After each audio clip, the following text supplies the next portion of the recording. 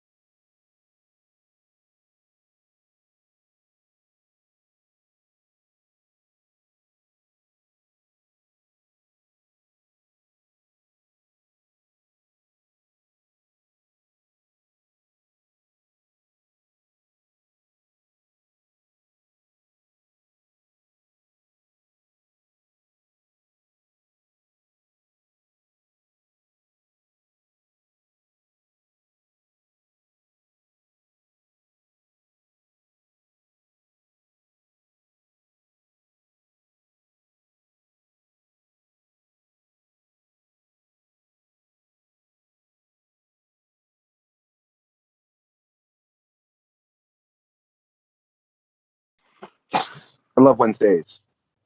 Best day of the week.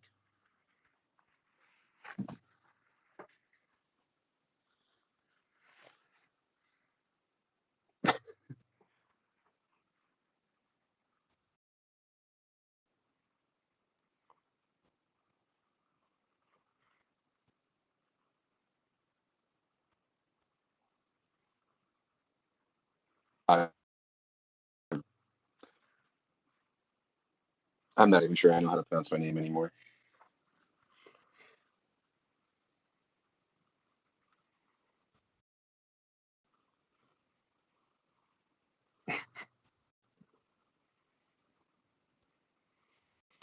I'm doing great, TJ. How are you feeling, by the way?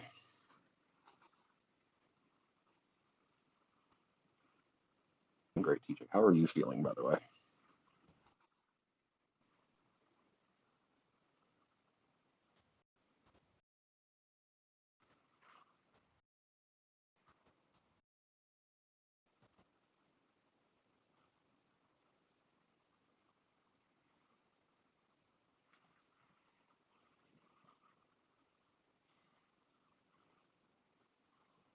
Is there sound for me now?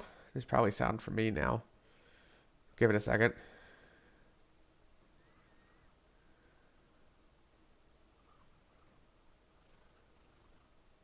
Yay! All right, cool. There you are. Somebody helped. Was that Dom? That's Dom, isn't it? That's Dom. Thank you, Dom. Appreciate you. Hooray! Anyway, once again, back. Go through everything again. I apologize for our absence last week. I was a bit under the weather, completely Frank's fault, but that's not a big deal. And we are back to go through all the lovely painting stuff that's happened over the last week. And just see how everybody's doing. How's everybody doing? You doing well? I hope you're doing well. Frank, how you doing? I'm doing I'm, I'm doing okay. Really tired. A lot of stuff going on at work. And other than that, I've been painting where I can and trying to get some hobby work in. Yeah, it's been a good week overall. Good, good, good. Good to know. Good to hear. Mine has been busy. Been busy, of course, just painting. That's the career I've chosen for myself for some reason. And yes, it has been very interesting as of late. Lots of new commissions coming in, lots of repeat commissions coming in. I have no less than 3 Lions and 3 Azraels coming, plus a whole bunch of Star Wars miniatures, and yeah, lots of people getting ready for 10th edition. Very exciting. Mm. The more and more I see Are those on. I was just going to ask, of these Star Wars miniatures that are coming in pre-orders for Shatterpoint, or They are. Well, they're not pre-orders for Shatterpoint. They're actually for a store that's getting them in, but wanted me to paint them up ah, for him. So gotcha, that's gonna nice. be fun. It's gonna be fun. I've never painted. Well, I have painted non-GW, but very rarely, and these will be the first like real major game aside from I guess War Machine that I've painted. So, you know, should be interesting. I can't wait to paint Ahsoka, my favorite character. Anyway, she's in the main set. So lots new and fun stuff going on. Well, let's see what we have to go through this week. What did we do this week? What did you work on this week, Frank? Well, I've only really been working on the same project, just again due to a lot of time constraints in real life and with work. I've been working on the bust, a wonderful bust that was actually given to me by Ben Cantor. He's Metal AF Miniatures on Instagram. You may recognize the name Ben Cantor because he got gold in the Golden Demon for his beautiful diorama of Horus versus the Emperor. Oh, okay. And we were looking at his diorama our first stream.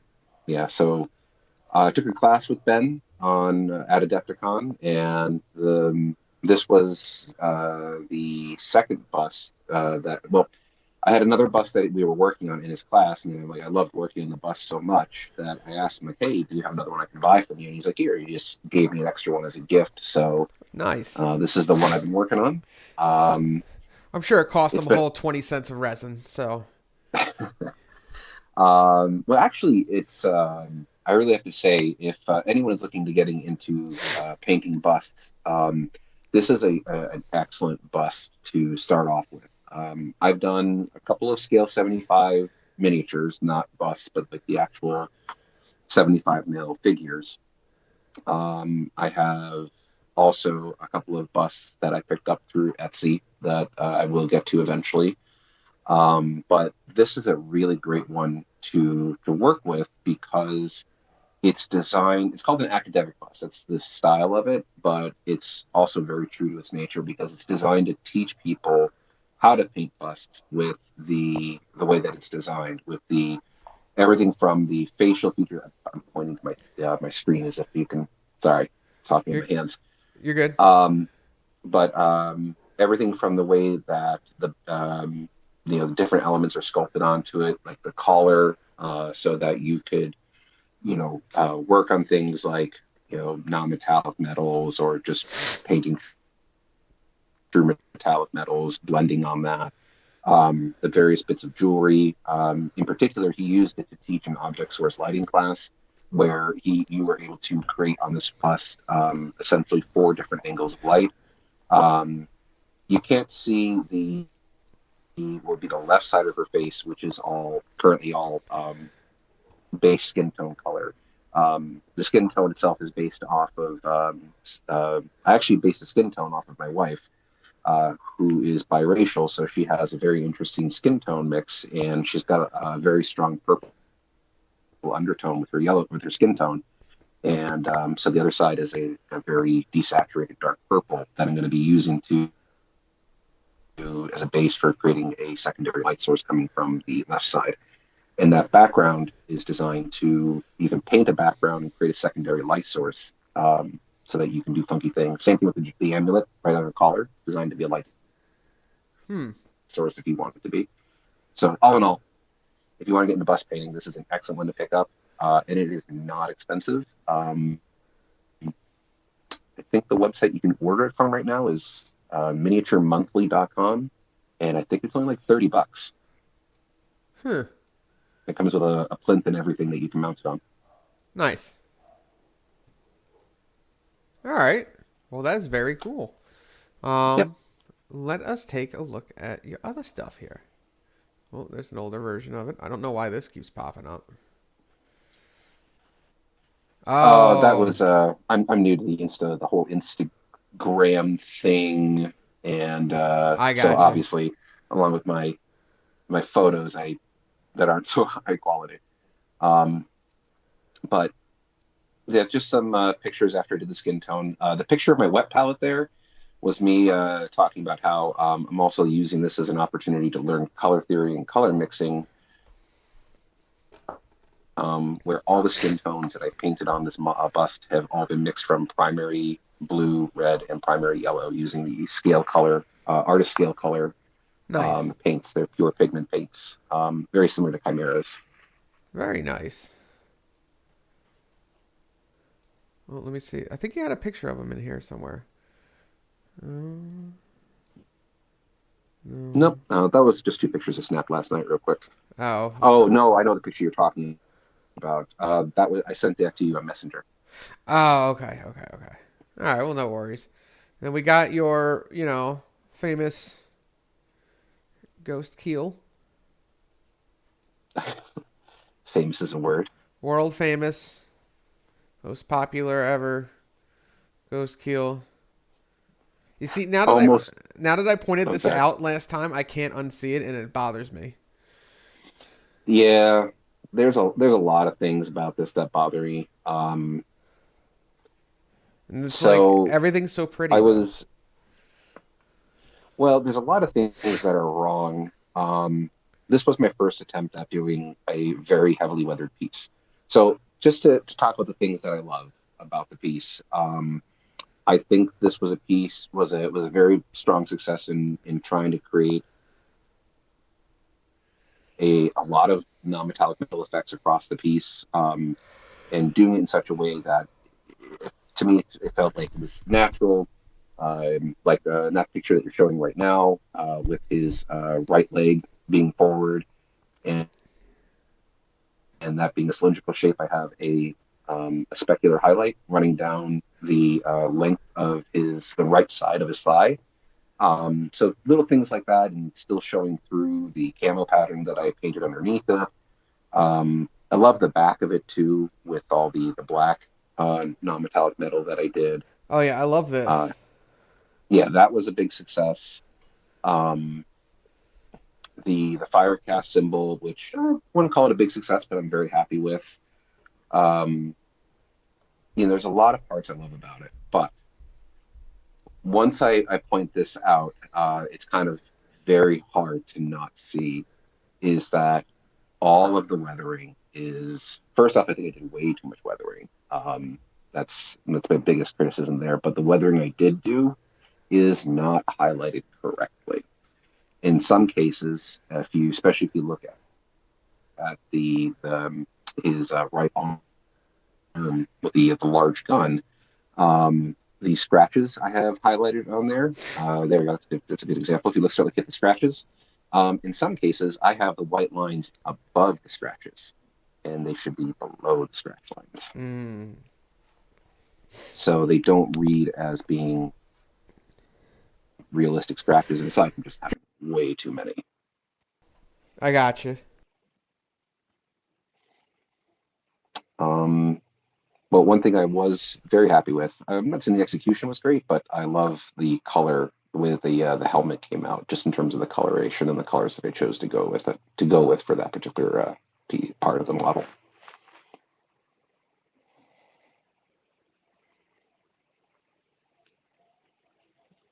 I was also pretty happy with the base too. It was my first time working with a lot of oil paints. I mean, he still looks great. He's still probably better than what I have ever done, honestly. I haven't exactly tried to push myself like that, but no, he still looks great. Not to say that I'm not proud of him. No, I'm very proud of it because I stand by what I said in the post where I said, unfortunately, this piece was a failure, at least in terms of the goal that I had for it.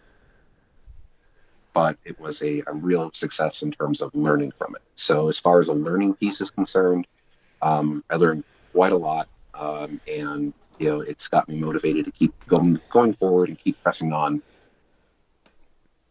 Hmm. This piece, along with the Armin, which I'm sure we'll be looking at very soon, I'm probably going to be bringing with me to Capital Palette when I go to Nova this year, and thinking about probably taking that bus with me also to Capital Palette because they allow for a wide range of entries. Nice, nice. Are you gonna fix this guy up and bring him? Probably not, because there's just too much to fix, and I want to move on to other projects and just apply what I learned and go from there. I got you. No shame there. Just wondering. All right. Let's take a look at what else we got here. Also, anybody who's watching, feel free to please chime in on anything that you are working on. It is always great to see what anybody is working on. Oh, then we got your Aramon. Dom says oil painting is so weird. Well, Well, just to Dom's weird. clarify, I didn't use oil paints like in terms of painting and blending with the oil paints on the miniature. It was strictly just used for washing and weathering. Um, we last stream we were talking about the Winsor Newton paint set that I used to do the oil washes with, and um, I have to say, once you kind of get used to working with oil washes, especially if you try to do more advanced techniques and you want to do some weathering effects, it really is a whole different ballgame. Um, I don't really see myself using technical paints, like the Citadel brand technical paints, really ever again while I have access to the those oil washes. Whatever, don't judge me or my technical paint You know, usage. Neolac oxide is a great band-aid to fix all your paint jobs. I mean, it's a great tool in your toolbox. Ouch. Okay. I also have a lot, so leave me alone. Anyway, um, also, I will hear no slander towards contrast paints either. I have been Oh no, using. I Go ahead. no, I use contrast paints every now and then too. I actually, when I'm just painting models for gaming pieces now, I don't use Abaddon black. I just straight up use the contrast black because it's like the best black Oh yeah, ever. no, unless I need like actual like black paint. No, Black Templar is what I do everything in. Black Templar is amazing. Black Templar, I believe it's Blood Angels Red, Snakebite Leather. Those are like the most useful things GW has made. Most useful paints. It's insane. Um, Also, I love Snakebite Leather because it makes Have me you feel like I'm like 15 again painting minis because I haven't seen Snakebite Leather the color in decades. Are you primarily using through your airbrush, or do you still use them for actual hand brushing? So I use a lot of them hand brushing. But so for I'll just bring up mine. For all the Necrons, any of this glow you see is aethermatic blue through an airbrush. I do some white first to really show, get it to show up better and have the OSL effect, and then it's Aethermatic blue because literally every contrast paint goes through an airbrush without being tempered with or thinned. It's perfect. Um, and then I'm intending on slap And those chopping. that Necron product is looking good. Oh yeah.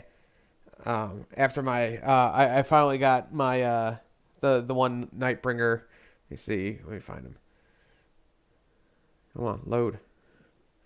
Where'd he go? This guy. I finally got this guy all repaired because I had a car accident, and of course this is the one model that got destroyed. And it was a customer model, so it was great. I mean, there didn't need any paint; it just needed to be all glued back together. This is the cursed model that is in constant state of falling apart because it's made from resin. Um, Mm. I don't care if 3D printing goes off, unless you can 3D print with actual plastic. Resin stuff is so brittle. I probably will still buy the actual GW models most of the time. But anyway, we can go back to your stuff. Also, can I talk about how pretty this Armon is? And the pictures don't even do it justice. If anybody gets to see this model in person, it's gorgeous. Thanks. I think you're lavishing or hitting me with too many compliments with this one, but I am very proud of it. It was my first attempt at entering a Golden Demon, and I actually was able to make it to finalist level. So I just came shy of hitting their top shelf, which is where they start giving out the commendations, and you're technically up for a demon at that point. No, he's great. No, he is. Listen. I don't usually throw painting compliments out there unless it's actually good, and this is actually good. Like I could find stuff by looking at the pictures on the Ghost Keel. I can't really find stuff in this one by looking at the pictures. Interestingly enough, where I got two things about this piece that really was very interesting when I got feedback from the Games Workshop judge, who was I can't remember his name.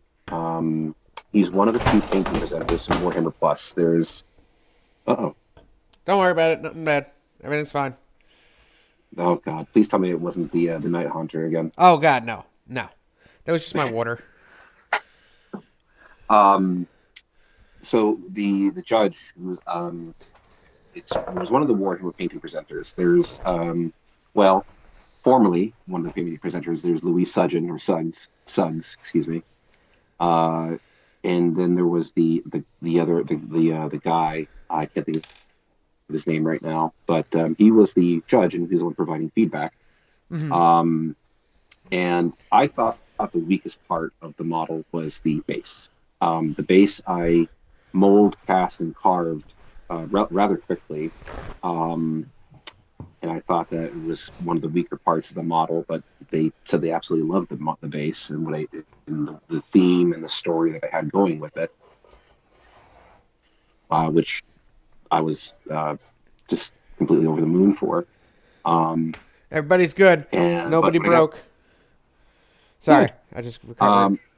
Necron models are apparently very durable. What I got, as long as you use plastic wood. Yeah, no, everybody's fine. We're good. We're cool. We're set. Good. I hope that. And if you happen to be the person that he's paying that commission for, everything is fine. Glenn, everything's fine. Leave it. Don't worry about it. He's giving me monoliths soon, and so I'm hype. Oh, nice.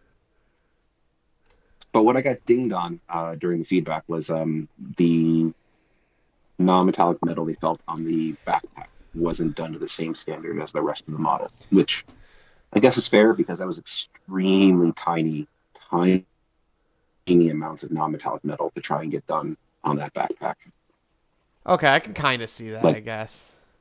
Yeah, like the vent areas and stuff like that, they felt they could be better non-metallic metal. So again, I feel like they're nitpicking, but I realize that that's just the type of thing that Golden Demon is. That's what the like we were discussing before stream. When you're entering the Golden Demon, it is a contest of who has the least amount of flaws.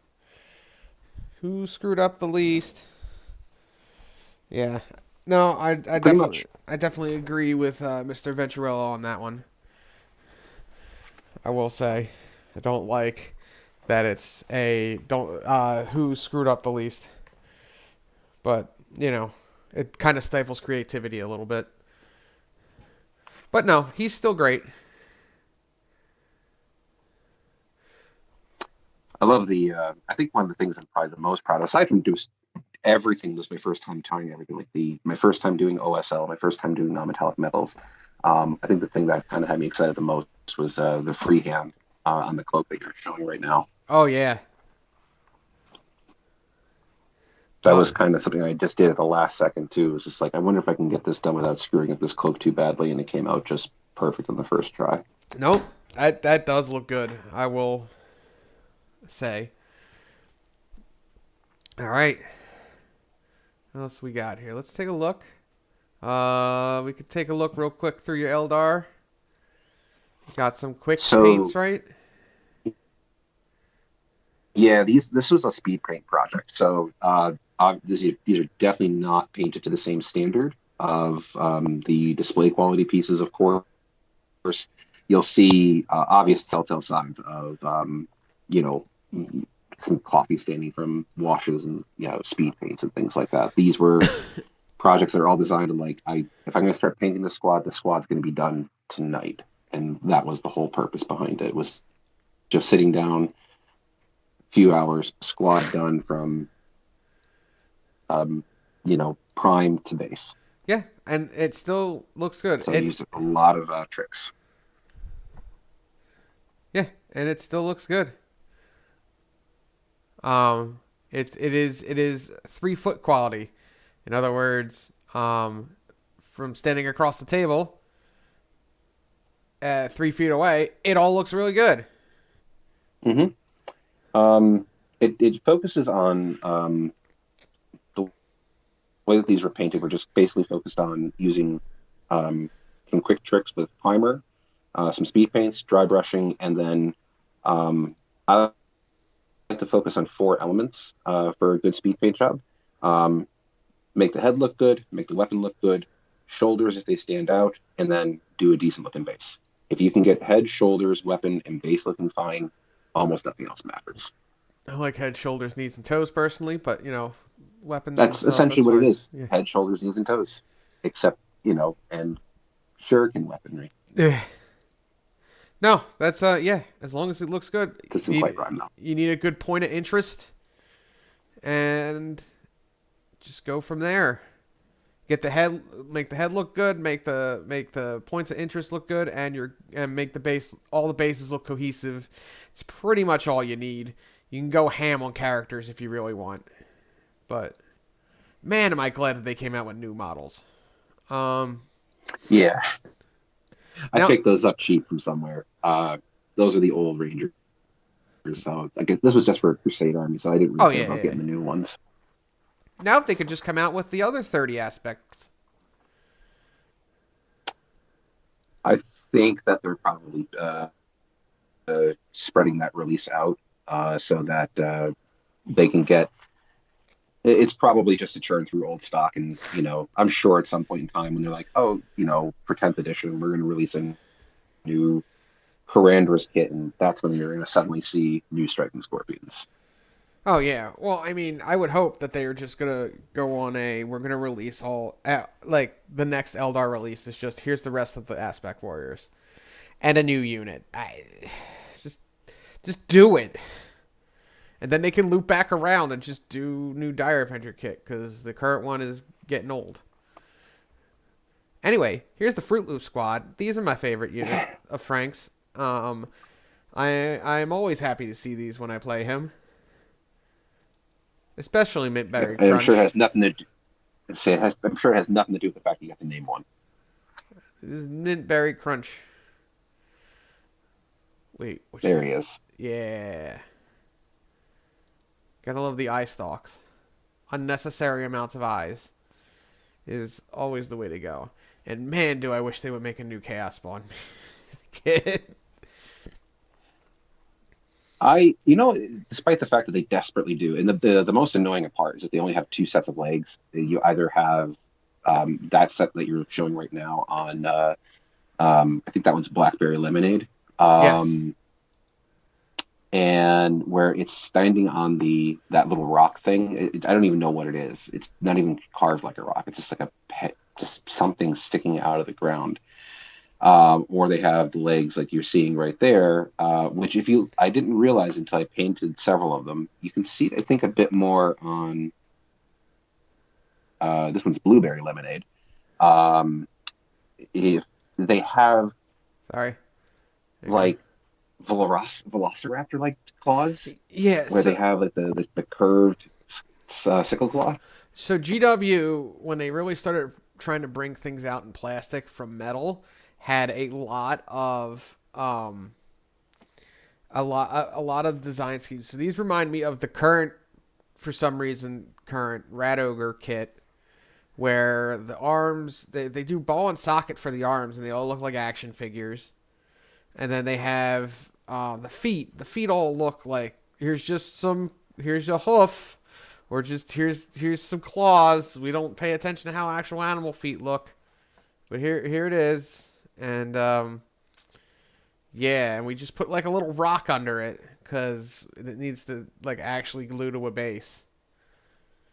Whereas everything now looks amazing, and I love it, and they actually figured out how to do tactical rocks. But this does these don't Tactical rocks. tactical rocks. Sorry, but yeah, you can the age of these is like the amount of bits and stuff that you do get out of the kit is still great, and there's still lots of usable bits. But you Hmm. can it definitely has a more cartoony aesthetic comparatively to what GW does now. I agree, definitely. These were still a lot of fun to paint because I got to this was the whole point of these guys and why they're such a riot of colors was that it was an experiment with blending for me. I wanted to see just what it would be like to, try and blend greens into red or reds into blues. And with the two yellow models, well, the yellow one with the purple appendages and the purple one with the yellow appendages, that was just kind of an experiment to can I blend two complementary colors into each other and still make it look pretty good. Um, and for all the yellows that you see there, the trick that I used, and you can see it a lot more in that one, especially in the claw. I based the entire model pink, and that made things a lot easier. I was able to blend the purples into the pinks, and then from the pink blend out into the yellows because pink is a magical color when you're painting yellow. That's very true. Well, very nice. Well, looking good. If anybody would like to see more of Frank's painting or would like to stay up to date with Frank's painting, you can go to FNP underscore painting at FNP underscore painting and Instagram. I will put it in the description for this video so that you can all go to it. And yeah, give Frank some love. He's only got 66 followers. He needs 600 more. So, For the dark gods. oh yes, for the Dark Gods, specifically Zinch, even though his number is not whatever. You get it. Bye. We are going to go over to what I have been working on now over the last 2 weeks, because again, the sickness took me. Now I did not complete a whole lot, but I have a lot of stuff I'm working on, including there are 5 armatures on my desk right now, almost more than 50% complete.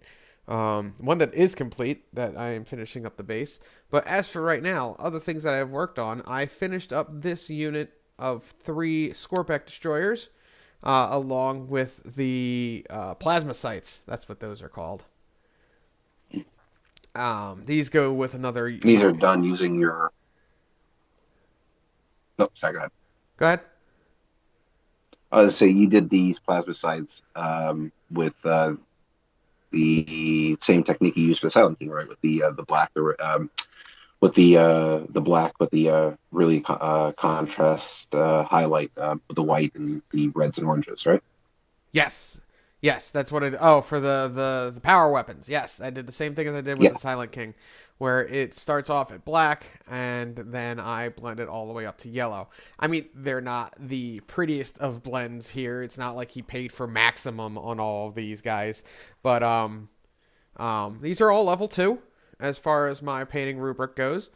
Um, Basic bases. Now, if you go back to the old ones that I did, the other bases will have different color tufts of grass. That was just for unit delineation. He gave me a whole bunch of the alien grass and different colors, and that's what I put down. So there's now a unit of blue. There's a unit of like the pink and blue, and the unit of teal, like what each one of these plasma sites have.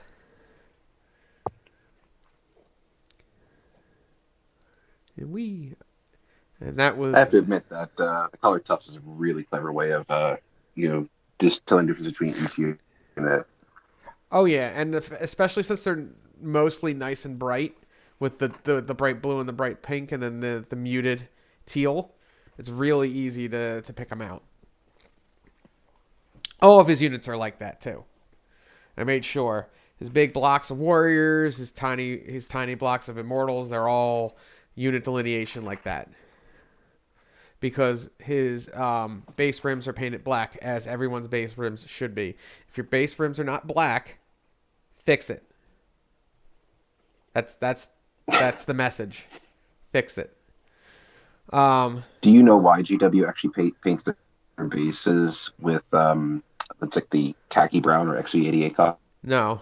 color? Is it because they're wrong? It's so no, actually, the reason why they do it is because in I guess that particular neutral tone color is the easiest color to modify in post. So that way, if they ever want to change the base rim color in like Adobe After Effects or something like that, that color is the easiest color to change. Oh, gotcha. That's pretty smart, I guess. Either way, black is still the correct color. Um, Also, thank you, Archmagos. I don't know who you are, but I love you for saying those are gorgeous. Or were you talking about Frank stuff? Either way, Tyler, either way, thank you. Oh, it's Tyler. Either way, thank you. it's Tyler. Pretty sure Especially, it's Tyler. especially if you were talking about my stuff. Either way, other thing I have finished up this week, and this is why there wasn't too many posts, was because I finished up a Castellan. Um, I forget what house this was supposed to be, and he wanted me to go more with the black and red over the white. So there's not going to be a lot of white in a lot of the nights that I have coming up. So I went heavy with the red. I thoroughly enjoy doing nights. They're fun. They're actually fairly quick for the size models they are, and they have a lot of open space that I could do stuff with if they want it. He didn't ask for anything specifically on those, so I didn't really do much. But he wanted the white and black and red, and then he wanted green for the weapon fluorescence and colors and lighting. So that's what he got. And Badass looking knight. I was gonna say I think he came out really well. It's the first Castellan I've ever done. So he wanted me Looks to very good too. he wanted me to go really big on the bases on all of these guys. So I made it to look like as he's stepping, it's crunching and cracking the earth underneath. And then you can The see effect that definitely sells. you can see this one lifting up from it. Yeah. Yeah, no, it comes out pretty good. Um It also helps when I use I actually use crackle paint for this to make it look more like earth instead of looking like, um words are hard, cork board. I use cork board to get it to look like this. So I love the whole cracking. Gotcha. Did you know What's that? when you say use crackle paint, were you using like the actual Citadel brand stuff, or I use did you this get stuff. the artist quality crackle paint? This is the artist stuff. Crackle paste. Cool. Is that the golden brand or? Yeah, golden crackle paste. So it doesn't crack as much as say the GW stuff does. But this is more utilitarian. You know what I mean? You use this for certain things. The GW Thanks. stuff also has colors to them. All of them do. So this one, it's white. Like if you look inside, it's just a white paste. Technically, every crackle paint from GW is the same color if you put it on before you prime. I mean, you're right, but whatever. This also is like the price of one of their crackle paints for this. So I think it's not. It might be a little bit more, but this is like 5 times the amount as in, or more than that. It's a lot comparatively. No, I can probably 8 I can slap this to stuff 10 times on. more. I can slap a lot of this on and not feel guilty at all. So,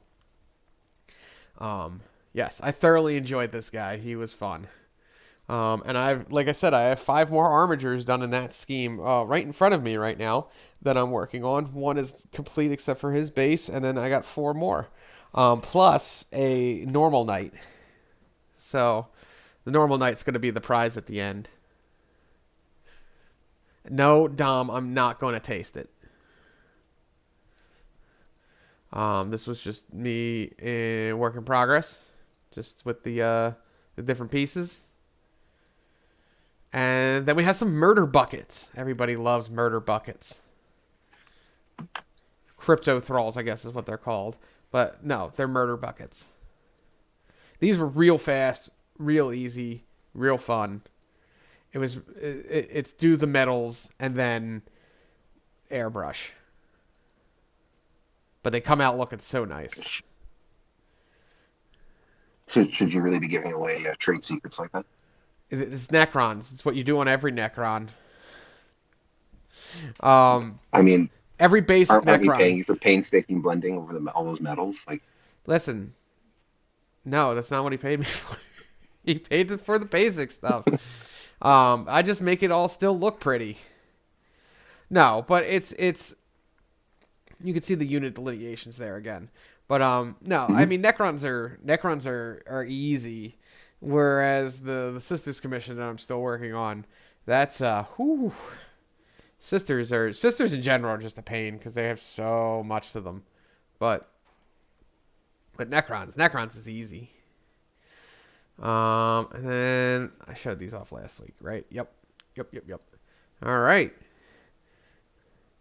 So, let me pull that back up. Okay.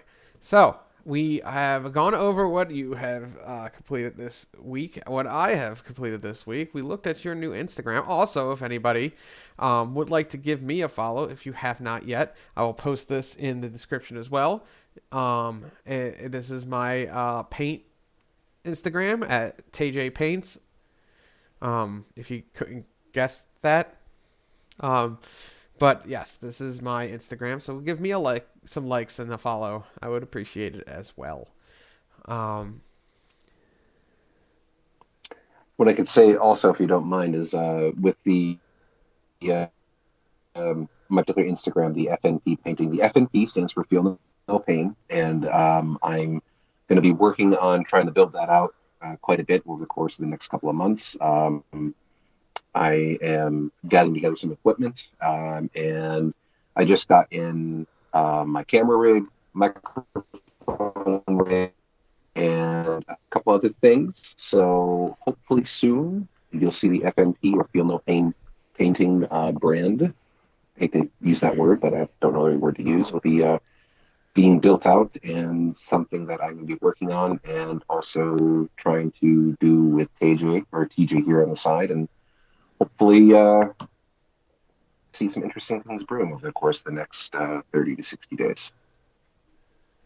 Yes. Also, I apologize if Frank's the size of his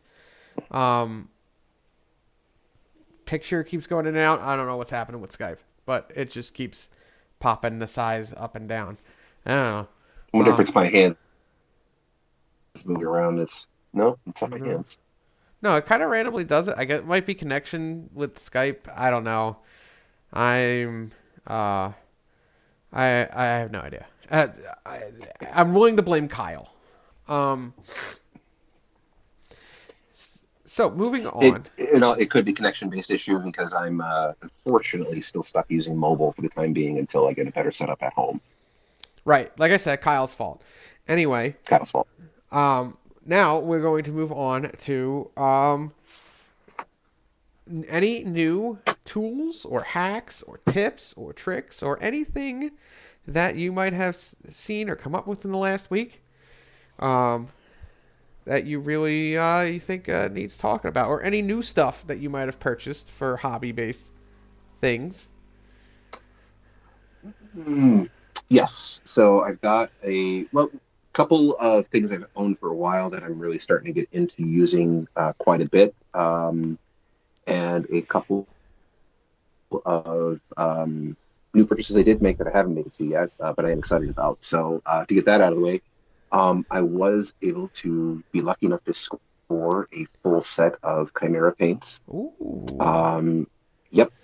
I was really kicking myself because when I was at Adepticon at the Scale 75 booth, they had them there, but at the time I couldn't make the purchase right then and there because I was rushing to try and get to something, and there was a little bit of a line. I went back; they were sold out. I kept an eye on the website, was checking like every other day, and because they only get like 10 to 20 sets in stock at a time, and they don't send out alerts, which really sucks, despite the fact I'm signed up with their newsletter. Um, so I was able to score a set of those, and they arrived on Monday, which also happened to be my birthday. So it was a really nice birthday present for me. nice. Also, everybody say happy birthday to Frank. Anybody who's not watching this live, please put that in the comments and say some nice words about Frank. Please. He needs them. Please, Please. I do. Oh, My ego really needs the boost right now. yeah.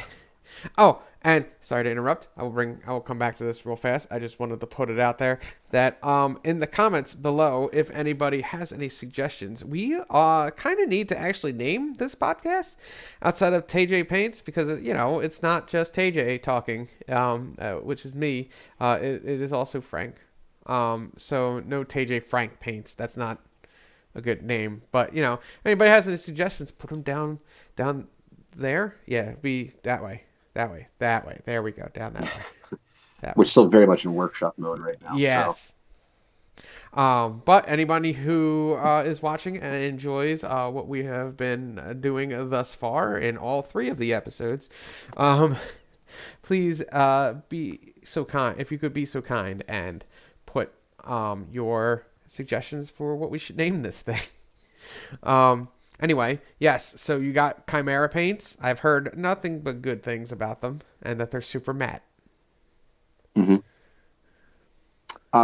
I haven't heard that they're super matte. Actually, I've heard that they're more. I haven't used them yet, so I don't know. Last discussion I heard about them, I heard that they were a bit more satiny, but um, it depends because like with I do a lot of work with Scale 75 paints. They're my go-to paints for non-metallic metals because they are super ultra matte, and um, to me that's really important when you're doing non-metallic metals is using an ultra matte paint. I have heard that Chimera can be described as matte, but I don't think they're as matte as the Scale 75 stuff. But I could be wrong. I haven't. I've opened the box, said, "Ooh, they look pretty," and then I put them away. So Sounds right. hopefully soon they'll use them a bit more. But what I have been using, and something that I could definitely can give a big thumbs up on, I've been using also from Scale 75. They're called the Scale Color Artist paints. They come in tubes like oil paints, and they look and feel a bit like oil paints when you start to put them on your palette. But they're definitely acrylic. The Bust project, as I mentioned before, is done. All the skin tones are mixed from just those red, blue, yellow. So I got their primary set, which includes 6 colors: primary blue, primary red, primary yellow, titanium white, black, and a burnt sienna color. So everything you need to pretty much mix any color you should want out of that set. And that has been a really fun project. So if you've ever been looking at the Scale color artist set. I know they just came out with a mega set, which includes a lot of other single pigment paints, also in tube form or heavy body acrylic. Some people tend to refer to them as heavy body acrylics. Um, very good. I nothing but positive things to say about them so far. Um, Although I will say that if you are using a wet palette, I definitely would recommend a wet palette for them. Oh, But if you are using a wet palette, the white paint does not fare well if left on a wet palette. It still has the white paint still have it's the pigment that they use, the titanium for it. It's white is always the worst. yeah, it's a very difficult. Even that white still has a lot of problems. Great to use, but as the longer it sits out, that's the paint that tends to go bad the fastest. Whereas I've had like I think the color it could be no, it's not phthalo blue. That's not the pigment because I think phthalo blue is a more of a greenish blue. But that the blues, the reds, the yellow, like I can leave that on my wet palette for like a week and it's still viable. I leave the white paint out overnight in my wet palette, closed up and sealed, of course, and it's garbage the next day. I always Yup. have to scrape it off and start fresh. Yup. I hate white. Yeah, Um, white is terrible. the I will say the hype is true though. If you can get your hands on Monument Hobbies Pro Acro white paint, that stuff is it's alchemy in a bottle as far as white paints are concerned. Definitely, Nice. definitely worth it. Nice. I have to get my hands on some of that. That was the thing I wanted to test out. All right. Well, I had a couple of things. Now, this is something I have yet to try yet, but I have been seeing it all over the internets and TikTok and everything.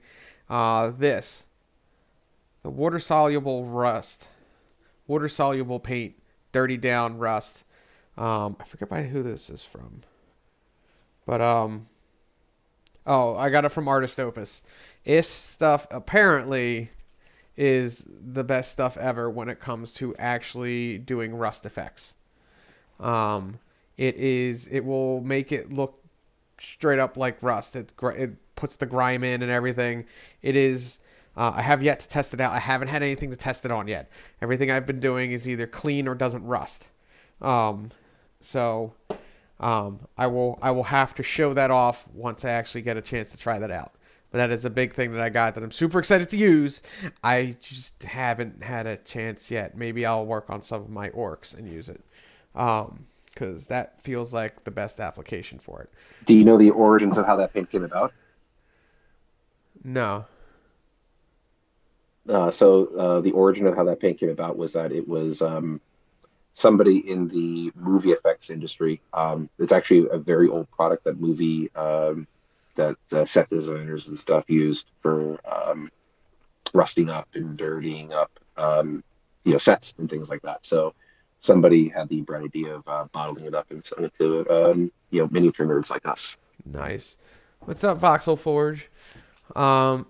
Yes. No. It is. It is. It is something that I've heard nothing but good things about. Aside from one person, Klaus, you don't count.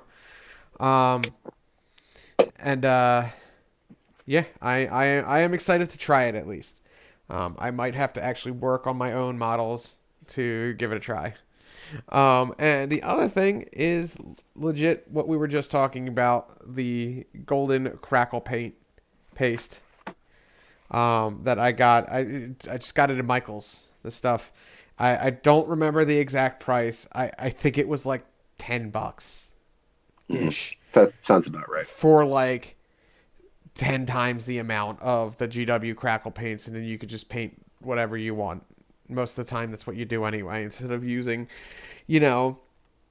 3 pots of Agrellan Earth, you could just, get one of these for like 1.5 of those pots and have 10 times the amount. This stuff is great. The cracks aren't as prominent. I will give it that, but like I will say that about the GW stuff. But for the sheer amount, just put more on. I got two follow-up questions for you about that product, if you don't mind. Have you tried fast drying methods versus air drying methods in terms? Because I heard that can actually have an impact on the amount of cracks that it forms. I have not. I have not. I've done it mostly just the air drying because, well, especially in the last week, it's gotten pretty hot in my studio. So I need to put the air conditioning in. It's April 19th. Oh, tomorrow is a special day. 420. Blaze it. But, um,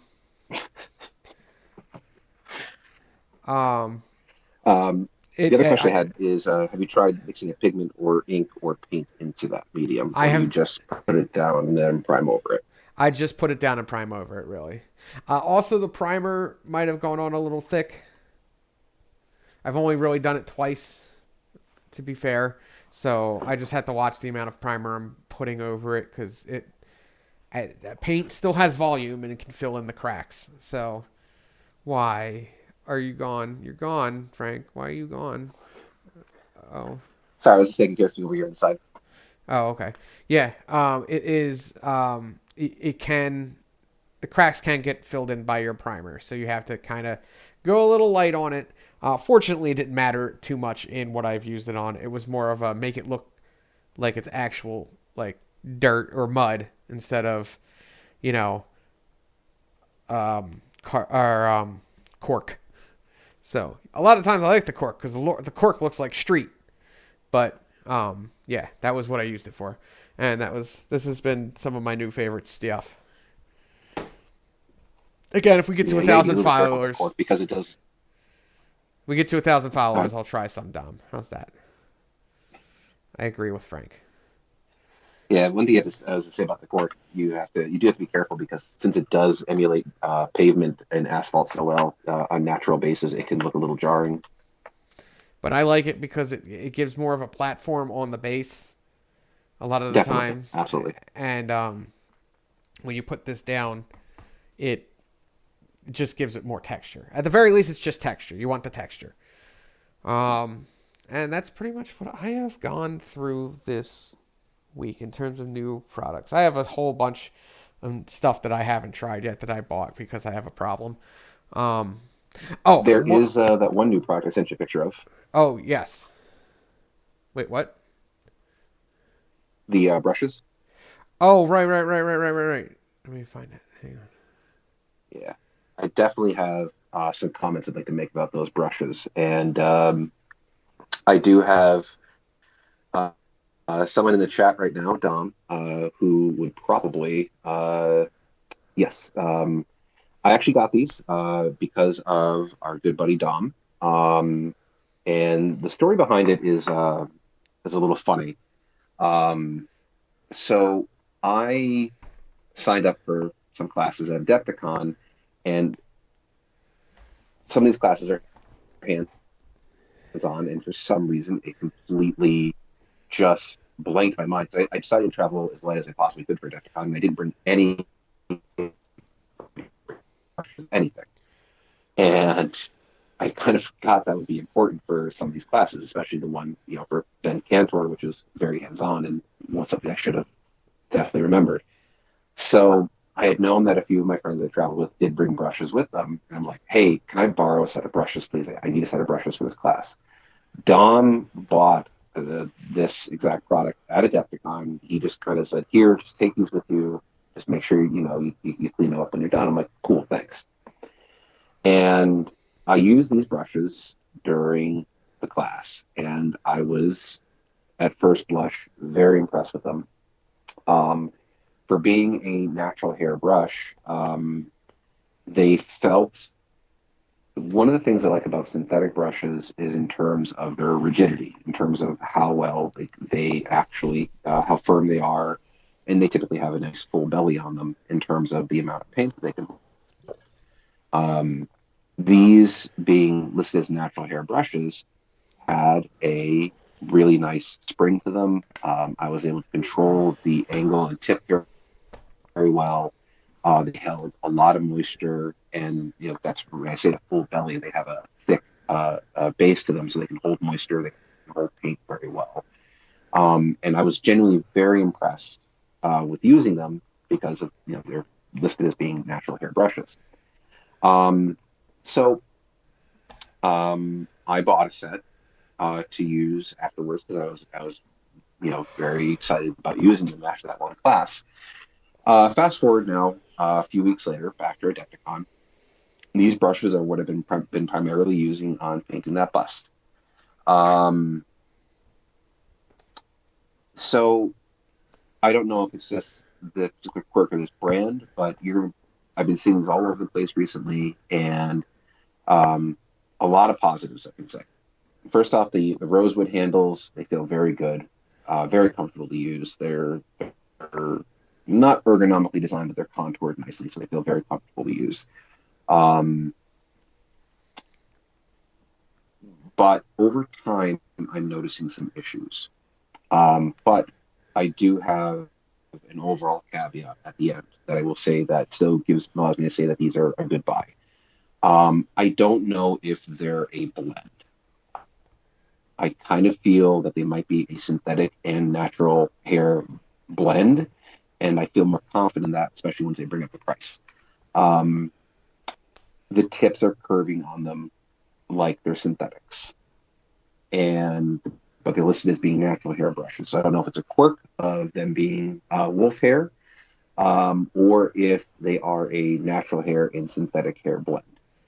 Uh, um, using using different means of cleaning and maintaining them, using special, actually using brush shampoo and the brush conditioner that I have, which you can just use normal shampoo and conditioner. Go steal your wife or your wife's or your mom's, or if you're fancy guy like me, you got your Dr. Squatch shampoo and conditioner. You can definitely use all that stuff to clean your brushes. You don't have to buy specialty brush stuff, but for natural hair brushes, you do usually want to shampoo and condition them. Um, that helps a little bit with the curling, the tip curling. But tip curling is definitely happening very similar to synthetic brushes, but not nearly as pronounced. So kind of leads me to believe that they might be a synthetic natural blend. Um, I I was also a little bit disappointed in terms of using the size 2 brush, which is first off, it's a great size for general workhorse use. I actually use the size 2 for most of what I was painting on that, since a lot of it's still larger surface blending.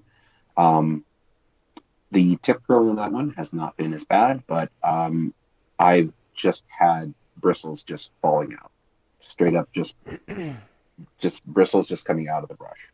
So that was very disappointing. Now, what leads me to say that these are still not a bad buy is that for being, again, my own personal opinion is that these seem to be some sort of synthetic natural blend. You get a lot of brushes for the price. The overall set of brushes was only $40 US, which TJ, you might be able to back me up on this if you've been buying any natural hair brushes. $40 for that many natural hair brushes is dirt cheap. $40 is like two normally. Depends on the brand you get. Yeah. I'm The one of Klinsky my favorite. Sables I usually get are like, that's like two of them. And this is a lot. Right. You use like a Winsor Newton's or a Raphael 8404. Yeah. Here's the Windsor Newtons. But if this set is only Yeah, the Winsor Newton Series $40, 7s. oof. Yeah, a lot of positives I can say in terms of the use. Definitely some negatives. So they, one thumbs up, one thumbs down. So they're okay. But for the price point that you do get the benefits of synthetic, and you do get the benefits of natural hair brushes for $40 for all those brushes, and you do get all of those brushes in there that you see in the picture. It is definitely not a bad buy.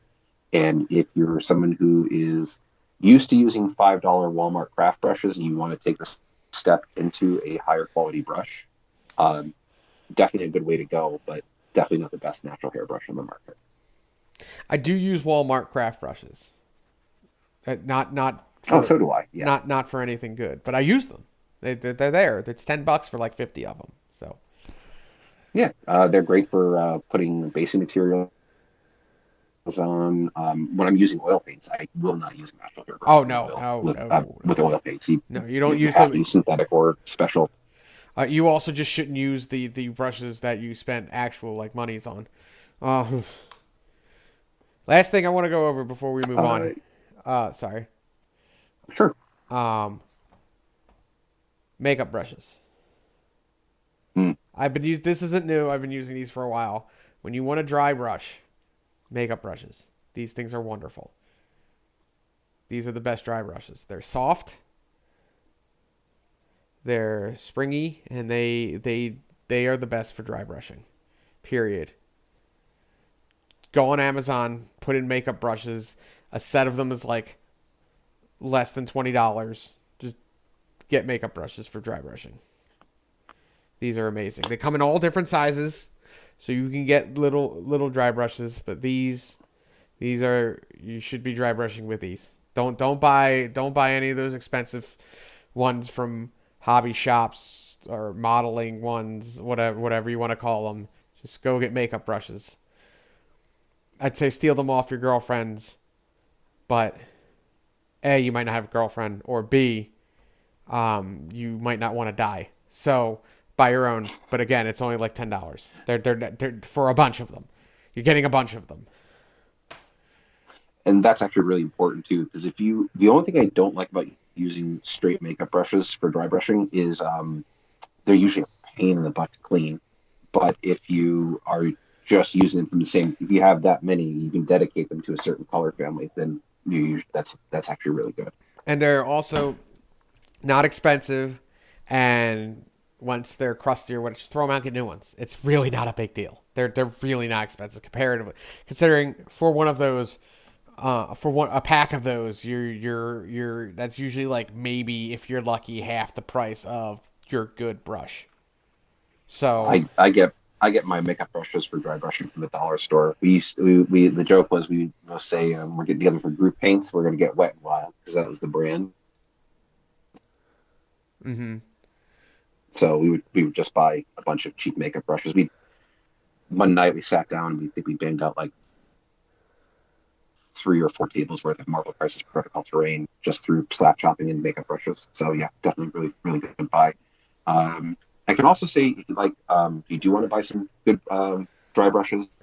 Uh, the Army Painter Master Class dry brush set for $20 is actually also really good and easily cleanable. But definitely don't buy them. I haven't had good experiences with Army Painter brushes, but I haven't tried their masterclass stuff, so I will reserve judgment. Okay, so let's move. Um, Oh, sorry. no, I was just gonna say if you haven't tried them yet, actually, the Army Painter Kolinsky sable brushes are actually quite good. Oh well, They're nice fine detail brushes. Kolinsky sables are usually really good in general. Okay, well, let's take a look. Real fast before we move on, I wanted to. Well, I did want to move on. You understand what I'm saying. Let's move on to some of the new stuff, new releases, stuff that they have brought out. Oh, this is all Resident Beast. We'll come back to this if we got time. On GW's site.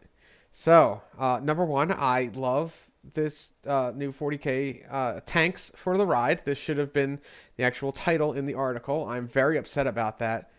See, transports are the fast and flexible way to travel in the new edition. It should just be tanks for the ride. I'm upset that they did not keep going with the pun. GW, that was a failure on your part. Please fix this immediately. But we'll go into rules and stuff later. Let's go over some models. Now, this orc model, now they've been doing this once a week for 40 weeks. I believe they're doing this for their 40th anniversary. They're going over a bunch of their old models. I have this guy somewhere. I love this model. I think I actually have 2 of him. This old orc shaman was such a good model. So nice. And like they say in the video, he bridges the gap between like 4th and 5th edition fantasy to the grittier 6th, 7th, and 8th edition fantasy, and even I think you could still buy him for AOS, or you could up until recently. This guy is awesome. I have this guy too. This one, this goblin shaman. And then they just go through. Hey, just to interject, just to interject real quickly, I don't know if you see who joined us in the chat, but I just want to give a shout out to, also say hi to Voxel Forge. I didn't get a chance to say hi to you before. Um, Dom, yes, pretty much anything will work better than the Michaels brushes because they're just synthetics masquerading as being real brushes. And a very important person just kind of jumped in the chat here with us, at least important to me, good friend of mine. We're like best friends now. I love seeing it every time I go to a convention or a tournament. Matt Aaron is in the chat, and if you haven't seen or heard of Matt Aaron, you've probably seen his army display board. Ooh, nice. Matt Aaron is the Nurgle Yep, know paint job. exactly who you're talking about. Massive Nurgle board. Yes, best painted I think at Adepticon a couple of times. Some awesome pictures of his board being checked out directly by what's that guy's name? Duncan Rhodes, something like He's that. not Yeah, important. Nobody likes him. yeah, he's not important. Yeah, Um, but I yeah, saw. Matt, thanks for joining us in the chat. I think I saw his stuff the first time. The first ACO. He was definitely at that first ACO. I Yeah, remember that. And going, well, glad I didn't even try with a display board. Not to say that I was ever not too lazy to do that, but um, not the point. Yeah, it is. It is the verticality on that display board is intense. Um, you should see some new one. Whew. um, But Voxel, Matt, if you guys got stuff you want to link in the chat, make sure you link it up. yeah. Okay. Let's see what else we got coming up. We have new Saurus Warriors. I remember when the previous Saurus Warriors were new, and I love them. These just make them. Yes, I'm old. These just make them a straight up improvement. It's just the next inevitable step for Plastic Saurus Warriors, and I love them, and I want to pet them and keep them in a terrarium. Um, they're just so pretty. No, no, they look amazing. Seraphon is definitely the army that when I eventually get around to playing Age of Sigmar, I've actually got a couple of starter sets and some kits already at my house, just waiting to get done. Oh, don't play They Age of they look Sigmar. Don't play Age of Sigmar. You know what you play when it finally drops? Old World. We're all going to be playing Old World. Oh, we're gonna start a conversation that I don't think we're gonna want to go down because I'm getting my square base fixed through Conquest. Nope. Old World. Play it with us, Frank. Play it with your friends. Kyle and I are going to be playing. I have like 3 armies ready to go. Well, you said Kyle, so now you definitely got to go more for Conquest. No, quiet Archmagos. Yes, Matt Aaron, we are glad you could catch the stream as well. Or should I say Matt AA Ron? Or is that offensive? Is that offensive to Aaron's? I don't even know anymore. But either way, yes, I am so and they just dropped another thing for Old World. I am so unbelievably hyped for that game. I'm sorry. That was my childhood. I think that the only thing that's disappointing about this article is it's just showing off the Saurus Warriors. Where's the new Raptor riders or Cold One riders and the new Croxigor? Those new Croxigor look amazing. Well, here's the new I'm gonna call them Overraptor riders because that's what these things are. Aside from the lack of beaks. But like, yeah, these things are sick looking. And I love them. I love the look at the hands. The hands are correct. I realize these aren't creatures that existed, but the hands are correct. And they're very pretty models in general. I love them. I love that they have feathers. I like that they look fast and agile. So I am excited for these. I also am excited that they have Ataladdles. Weren't you? I would say, yeah, you're going on about the Ataladdles. This is just the history teacher in me that enjoys old weaponry and the fact that they actually put Ataladdles in these. Listen, Archmagos. Nobody's saying that AOS doesn't have better models. We all know AOS has the better models. All right, calm yourself. So I got a history question for you since you're so excited about the Ataladdles. Do you know the name of the swords that the Swords Warriors use? The wooden clubs with the obsidian blades in them. I know the name. I can't remember it off the top of my head. I've said it before. I've said it in casual conversation before, and I can't think of it. I'm pretty sure it's pronounced Machuidal. Yeah, that's what it is. They're Yay, nerd stuff. yay, these things. Well, I mean, they didn't look like Hmm. these. It was more like the ones where it's a wooden stick down the middle, and then it's pieces of obsidian jutting out. I think This should be wood right here, and then these things sticking out are usually obsidian, or they're like little clovers kind of sticking out, or spades that of obsidian. But the general shape, aside from the big mace at the end, is correct. But yes, I am looking forward to the Seraphon release at the very least, so that I can add them to my old school Lizardman army. Um, so yeah, I think this is the stuff that's coming out in the new Seraphon starter box. it is. This is Yeah, sorry, go ahead. no, I was just say I just no, these are amazing. I love these skinks riding around in their Rap oviraptors as you described them, but I think they're Raptidons. raptidons. Yeah. Yeah, but I, those new Croxagore and the Oh new god. Saurus Warriors mounted on cavalry just looks so. Oh yeah. The Croxagars again are my favorite unit. I have every iteration of them. I just well not the current iteration of them because I didn't like how they looked, but like I have the old fifth edition ones which were my favorites. I have the sixth edition ones. I don't have the current ones, and then I'm going to get the new ones. Just going to. Um, and then we move on, and we have Random Joe number 5 in Terminator armor. I just he's okay. I'll give him he's okay. I just there's only so much you can do with Terminator armor and only so many positions you can stand in Terminator armor, and I guess this one is fine. I like that It is everyone a good looking plastic Terminator librarian. I will say that, and I love that everybody pretty much gave up with the guns and just went we're all Grey Knights now, and we're just going to mount them on our wrists. Um as far as the characters are concerned. I mean, it's That the could also be a design element too, so it can work in a Green Knight army. oh yeah, probably, but I mean, it's honestly the better way to go anyway. But I just, uh, I, I'm never, I'm always kind of underwhelmed with Marine characters in general. Like the axe looks cool, I'll give it to him. The axe looks great. That's probably mostly the paint job, but like the axe looks cool, and I like that there's runes and stuff. But just, I don't know. I'm always underwhelmed with Marine characters, specifically in Terminator armor. They can only do so much with them. It's not their fault. It's just they're so chunky and static. I don't know. I'm always underwhelmed. I like the big purity seals. I don't like these. I don't like the tubing.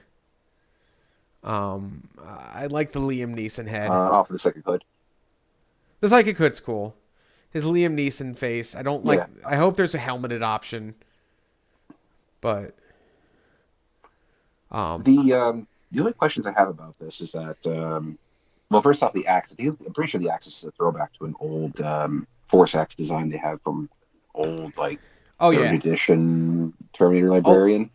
But a lot of this is what a lot of the old ones, including the swords, they always had that like squiggly design going up and down them, and like right. so yeah, that's a throwback. Like I said, I love the axe. The axe looks cool. All about that axe. Um,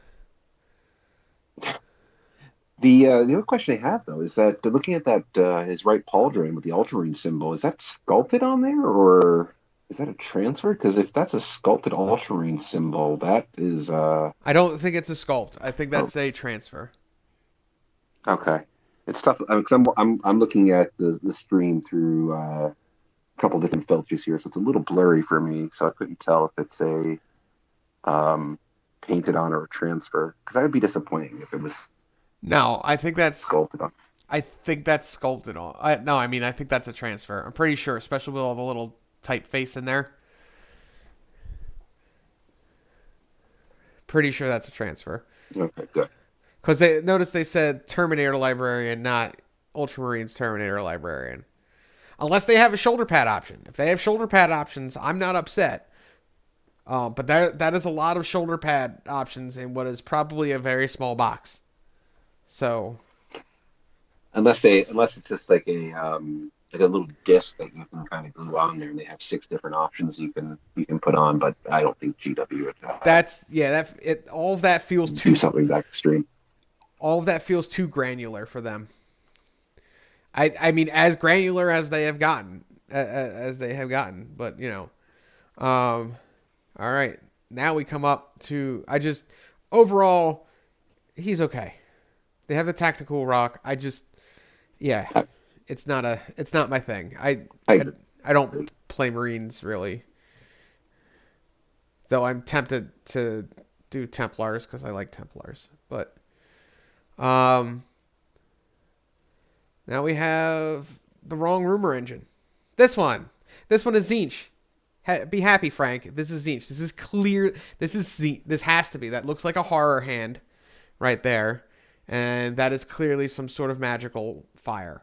This is Zinch. I can't. But is it Zinch Age of Sigmar, or is it Zinch 40K? Or you never know. It could be. Obviously, it looks demonic, so it would be both. It could be both. There are some Age of Sigmar specific stuff. But then again, I am using a. I was gonna say with the demons. I don't know per se. Oh, okay, yes, with Slanesh. I think that with Slanesh there are some Sigmar only units. I think probably the named models are Sigmar only. I could be very wrong with that. So, but then again, I do know some of the Zinch units. There are some Sigmar specific Zinch units, but. I feel like at the same time, I'm technically using a Zinch. Got it. Oh, I was gonna say I feel like this is a plastic, like, I don't know, blue scribes or something. You know what I mean? Like, this is a character. I feel like this is a character. Very well could be. We'll just have to wait and see. Yeah, I mean, we Either will. way. Yeah, either way. I just know this is Zinch. There's no way this isn't Zinch. And then we went over that last week. Okay. Tanks for the ride.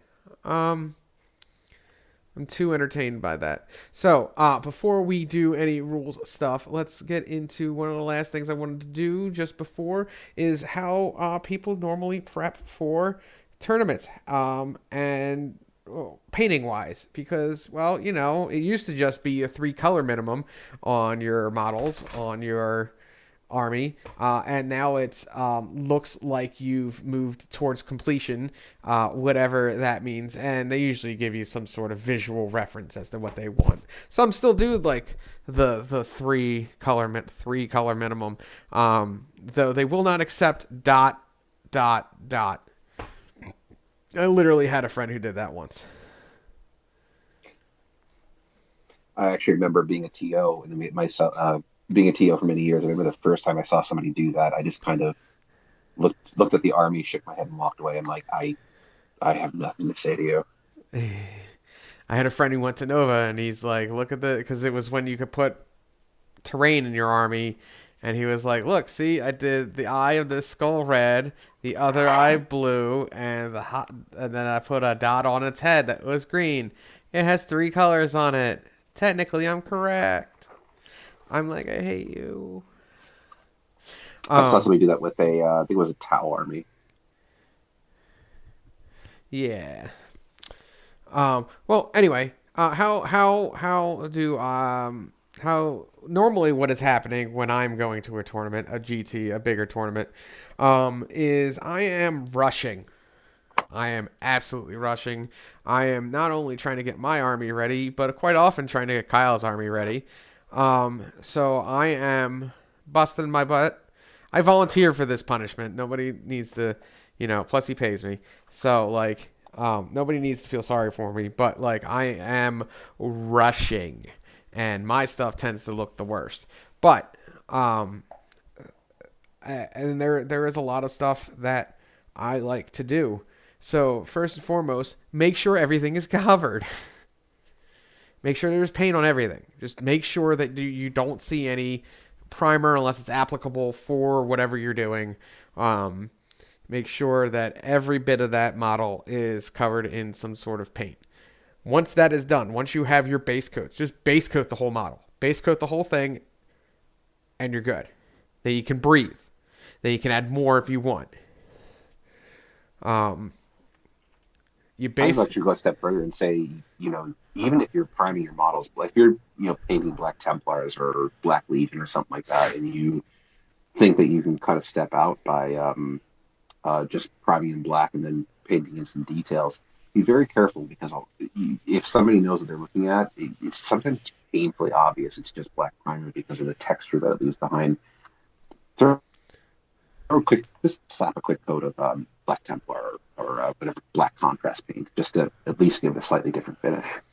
even better, even quicker. If you're going to leave the primer, make sure you give it a clear coat. There you go. Yep, that works too. Fastest way to get Satin it. varnish. Yep. Even matte varnish. I matte varnish everything. Best thing to do. Base coat your whole model. Do the base. Base coat whole model. Do the base. Matte varnish or varnish. Just varnish it all so it all has a consistent texture all over. Boom. Ready for a tournament. Unless you have a horrifically difficult paint style. Mine is my paint scheme on my orcs, which is usually my tournament army, is half finished. That's my paint scheme. Because I don't finish my models. I've painted like 5 armies in the last couple of years, and none of them are mine. I think I have a similar stroke of luck that you do because I'll be painting my army to try and get ready. I'll get this stuff anywhere from like 60 to 80% done. Tournament legal, but 60 to 80% done, and then I'll take a break to work on a display piece or like work in a ghost killer for like 3 months. And by the time I get ready to go to an event, and the army, the meta's changed, so now I can't go back and finish the pieces that I've already, mostly done. I have to start new ones. So yeah, I feel your pain on that one. Yes, it is. It is can be rough. Now, fortunately, when I'm doing the other of the 2 armies I'm normally working on, my brother's, I have his army down to a science. Unfortunately, orcs are not very uniform with anything, but Marines are, and I have painting Dark Angels down to a goddamn science at this point. So, like, whether it's Deathwing, Ravenwing, Greenwing, which his Ravenwing end up looking like Greenwing anyway, he likes the green, it's better, whatever. I don't like painting black. It's a slightly darker shade of green. That's what it ends up being. But yes, I have his down to a science. It is build model, prime model, zenithal highlight model, ghost tint with the Minotaur ghost tint green, to the desired hue, because you got to go over multiple times to get it darker. So you got to get to that actual William Esgro. Nice to see you there. Once you get to that actual color you want, you go from there. You move away from the armor. Then you just do the metals and anything else. Deathwing is a bit more involved because white, well, cream. But other than that, it is still a relatively simple process. I spend more time on his models, though, than mine. I will pull them up if Frank So has anything else, because I have pictures of them. um, Well, I not in the same position as you are in terms of having to try and prep multiple armies for tournaments because you have clients, you've got friends and family that you're helping out with. Of course, sometimes you're volunteering, sometimes they're going through your service. Um, I just mostly have general advice that I can offer in terms of what you can do to try and get an army that's not only tournament ready but also looks pretty good. We touched on it before, which is head, shoulders, knees, and toes. Um, get the helmet looking good, get the head looking good, the shoulders looking good, get the weapons looking good, and just put effort into the base. If you can hit those basics and more or less just three colors with effort, you'll do fine in terms of getting ready for an army. I could go more into like some tricks that I know of from a more technical basis, but general advice: head, shoulders, knees, and toes. Sorry for the potato camera in this one, but you can get this general gist. You can see here how I painted this guy, this Inceptor. Um, but and we have a running theme within our armies is that his Dark Angels are um fighting my orcs and my orcs are fighting his Dark Angels. So you can see in a lot of these that there are orc bits. Like for instance, to get it away from, ew, why does that look like that on the stream? I don't know. Probably because it's green and it doesn't like green screen or something. I don't know. Which I apologize for. Go to my Instagram. Um, if you really want to see the colors, you could kind of see the gradient here, but either way, but you can see this. This is a Blitzabomb from the Orc Flyer kit, which is a variant of the Orc Flyers that will never be used. So I've got plenty of these things because I have like 4 of them. So I have like 6 of the 6 Orc Flyers. 2 are Docket Jets, 2 are the other ones. One's unbuilt, and one's the mech ones, and then one's a burner bomb. So I will never use this bomb. But instead of using the horrible plastic things that GW gives for anything flying, I usually put them on stuff like this to make it seem like they're floating above stuff rather than those horrible plastic things. But you could see some of the stuff here. Oh, I love doing this guy. But yeah, here's some of his Deathwing. This came out really nice. I really love doing the cloaks on the Deathwing because this is all scale 75 green, and the scale 75 greens are amazing. It's just so nicely saturated and so pretty. I love them. But no, you can see here, I essentially airbrush them. I mean, they get prime black. I zenithal highlight, then I airbrush with a brown color, a light brown, and then I go over with a bone color, and it usually gets a very good effect that I want. So that you can really see the shadows on it. You can see them back here. And that's like a nice quick way of doing this. And then everybody is on street bases. So again, the bases are done real fast and easy. And then you have, when I'm doing my army and I get distracted really hard and I do stuff like this. And, then I try to do 4 of those in a week. And it doesn't work out. But, whatever. I still love how I did this model. I have 3 of these. All of my buggies are so much fun. I think your choice of going with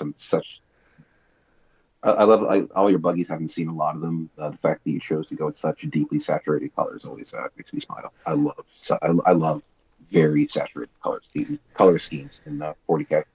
Oh yeah, listen, orcs in particular should be saturated. They should definitely have very saturated colors. They are the comic relief. They should have bright colors. Hell, they're their fluff even talks about them having bright colors, and seeing as how basic they are, I went with primary. And people say not to use primary colors, but for your color scheme, but it works with orcs. Because if you look, they're red, they're blue, and then there's like all the squigs are yellow. All of my squigs are yellow. That's where the yellow comes in.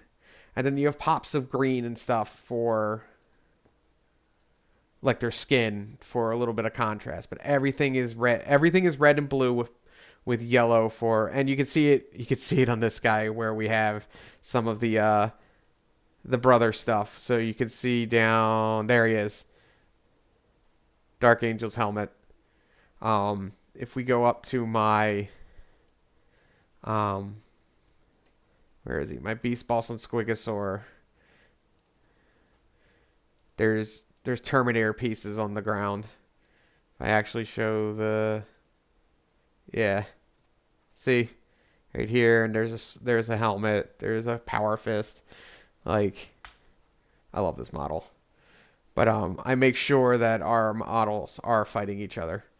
But yeah, that's now that I've gotten completely off track. That's how I usually do, at least Marines. No, Archmagos. I haven't. Kyle hasn't given me the lion yet. I haven't gotten any lions yet. Though I am owed like 3 of them. I've got 3 of them coming in, as well as 3 Azraels. One of which is from Dom. So Dom, whenever you want to send that to me, I will gladly take that from you. Yeah, me too. Someday I'll actually finish an army as well. I think that's every 40K player ever.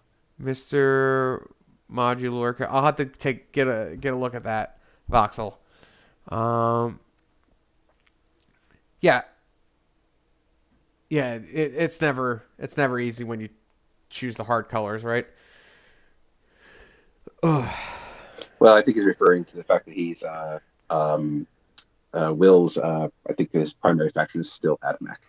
Oh, well. It depends. It depends on what the model is. If it's a big model, if it's a really complex model, I usually like it in a couple of pieces. Honestly, I don't like to build them if I don't have to, especially if it's base troops. If it's a big model, like for instance, I hate sisters. I hate building sisters. But if I don't have to paint them, I'm a lot happier. Or if I don't have to build them, I'm a lot happier. But like you could see here, like I got this Bellicor and it was essentially wings and the body built, and that was good. Does it vary depending upon the commission level they're asking you for too? Because if I handed you, for example, you got a dreadnought there just on the screen, just to use that as an example. I said, here's this fully assembled dreadnought that I want to paint it to your level 5. Does that make things more difficult since everything's already assembled, or do you prefer it more like if it's a level 1 or 2 fully assembled is great. If it's a level 4 or 5, I prefer to have be the sub assemblies. Well, I only have 3 levels, but I on a big thing like this, I would prefer sub assemblies if you want level 3. But it's not absolutely required. You just need to understand that, I physically can't get to places. I mean, most likely you won't be able to see those places, but if it's already assembled to, eschew the building fee, then yeah. Now, that being said, when I get something like this and they ask me and they break it up into sub-assemblies, like pieces that I want them to do, like say for the Castellan that I got, he came in pieces, but I specifically asked him to. He built it up to that point. I'm not going to charge for building at that point because that's specifically my request. But a lot of times it is just easier to send me the box. But yeah, this guy came in a couple pieces, I will say. If I handed you, for example, a Custodes 2,000 point army, well, I do like doing Custodes. I have some that I did up at the top here as I zoomed through. Yay, there they are. But these were all assembled. On the whole, it's I would like, unless it's a massive like I think I also did the Telemon that I did. That one was okay. In some assemblies, it was just like the arms. Um, where is he? There he is. This came in a couple of pieces, but like nothing big. It was mostly the arms, and they were magnetized. For the most part, Custodes isn't anything hard, so like you could build them if you want. Also, it's a very low model count army. This guy, the shield was not on it when I got him. That was about it.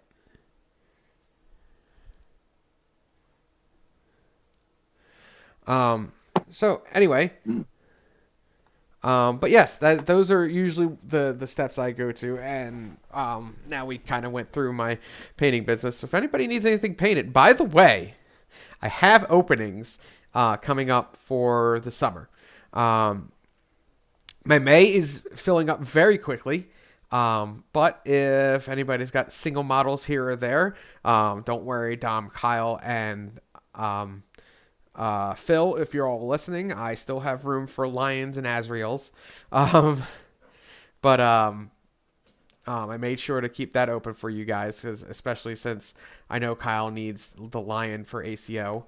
But I will. I have a bunch of June open, and I have pretty much July going forward fully open. So with 10th coming as well, I'm sure people will want to get their stuff done. So feel free to message, email, contact me in some form or fashion if you have any commission requests. Oh God, 2,000 points of guard. That's scary. Anyway, let's move on now. Now that we did that, did you have anything else? Points Lehman Russes. What's that? Oh yeah, if it's Lehman Russes, that's easy. Unless you had anything else, Frank, for that section. What's the worst model you've ever assembled? The worst model I ever assembled, it was probably a Sisters model. I don't. Silent King wasn't fun. Trying to think, but most of the Sisters models are god awful to build. I mean, just the regular Sisters models, the base Sisters box is like the worst thing ever. Like, I really hate them. It made me never want to do a Sisters army. And it's just building. The painting's not as bad as the building. I hate building Sisters. Otherwise, let me know if you ever get anyone who commissions you to paint Marvel Crisis. Oh God! I'm gonna call many, especially if they ask you to assemble them. Oh, but I went on a rip the other day. 100+ infantry guardsmen. No, I will ask you politely yet firmly to leave. I know they're not well done steaks, but still. Either way, no. I mean, you pay me to do it, I'm gonna do it, Dom. That's a lot of guardsmen, and I just will hate life. Please assemble them with the least amount of skin possible. Well, technically, if you just paint the skin black, they're just leather gloves. Fair. But anyway, yeah, those are probably my least favorite models to build as Sisters models. I dislike them. I very much dislike them. Like the Angron. When I built the Angron for Dom, that was a joy. And it's this massive, complicated model. This thing was a joy to put together. I would put a bunch of these together. It took me like an hour. Not including dry times. But anyway, I do want to touch. Just as a Go ahead. No, I just waited for you to finish saying what you wanted to touch. Oh, yeah, no, I'm good.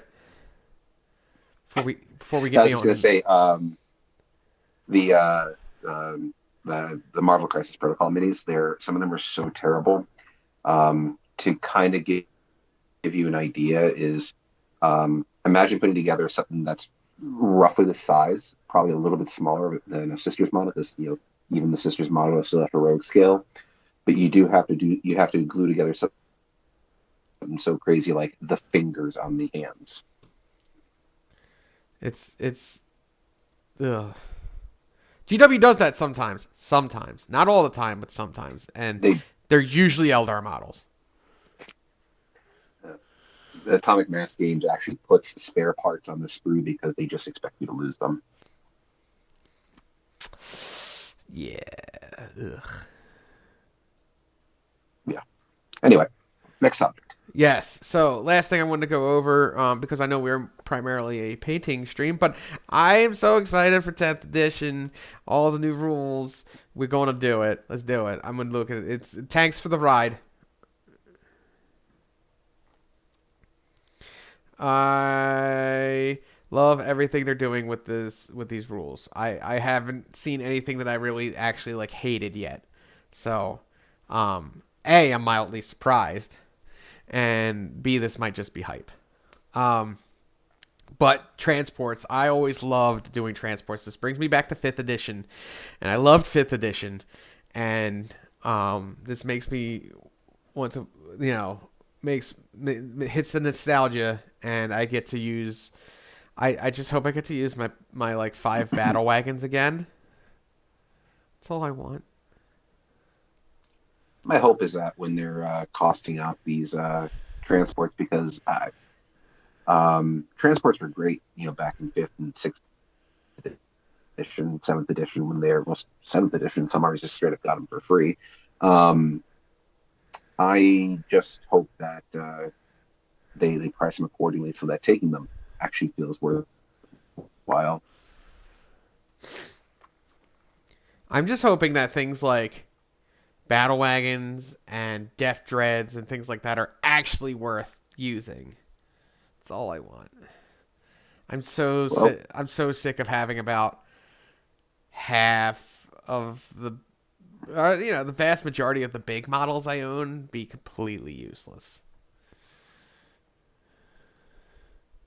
I will admit I haven't read through this article fully yet because of a particularly busy day at work, but the little glimpses I've caught here and there, checking through our Discord and whatnot, I definitely there's a lot of hope Oh yeah.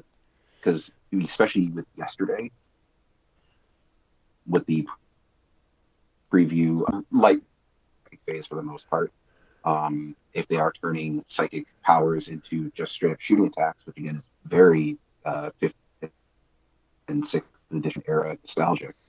Um, the idea of having Rubric Marines, know, being able to, Spiring Sorcerer popping out and launching Doom Bolts from the top hatch is very, very, very reminiscent of old school Thousand Suns.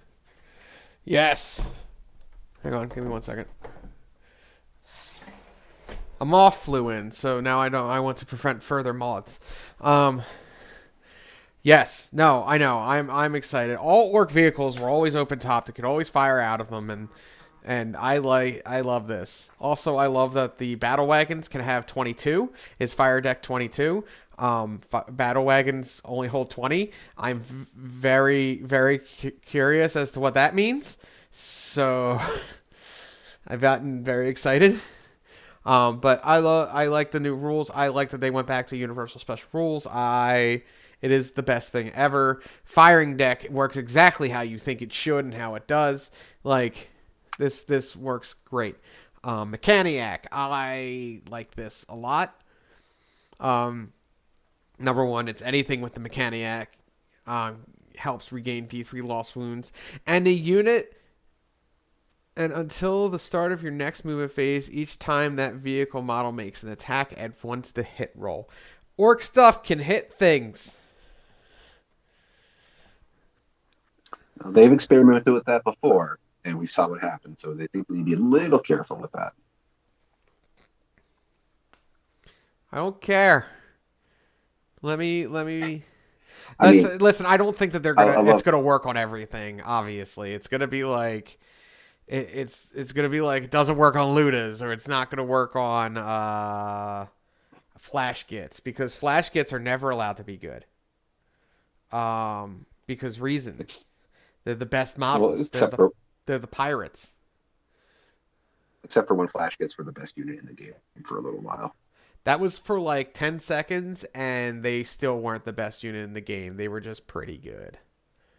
Oh, you're right. I'm sorry, my bad. It was the Free Buddha sub faction, not the actual Yeah, Flash yeah, no, hits. no, no. Flash Gits were okay at the very end of 8th, but they were never good. They were never like the unit you took. They were just like, at the end of 8th, you had the option of taking them.